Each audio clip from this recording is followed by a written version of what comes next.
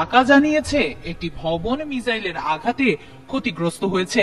বিবিসির এক প্রতিবেদনে বলা হয়েছে, ইরানের ছোড়া ক্ষেপণাস্ত্র ইসরায়েলি প্রতিরক্ষা ব্যবস্থার বিভিন্ন স্তর ভেদ করে গেছে।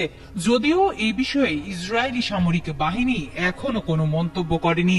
প্রতিবেদনে আরো বলা হয়, জেরুজালেম ও তেল আবিবের রাতের আকাশে বিস্ফোরণের শব্দ শোনা যাচ্ছে, কারণ আয়রন ডোম প্রতিরক্ষা ব্যবস্থা ইরানি ক্ষেপণাস্ত্র প্রতিহত করার চেষ্টা করছে। ইরান সিজারিয়া শহরে প্রধানমন্ত্রী নেতানিয়াহুর পারিবারিক বাসভবনের কাছে ক্ষেপণাস্ত্র হামলা চালিয়েছে বলে জানিয়েছে দ্য ইকোনমিক টাইমস। ফিলিস্তিনি ক্রনিকল এর বরাত দিয়ে জানা গেছে, নতুন করে চালানো হামলার পর ইসরায়েলি হোম ফ্রন্ট কমান্ড ক্ষতিগ্রস্ত এলাকার বাসিন্দাদের আশ্রয় কেন্দ্রে চলে যাওয়ার নির্দেশ দিয়েছে।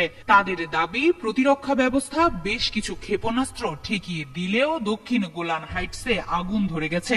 রোববার রাতে ইরানের ছোড়া এক ক্ষেপণাস্ত্র তেল আবিবের বেন গুরিয়ন বিমানবন্দরে সরাসরি আঘাত হেনেছে।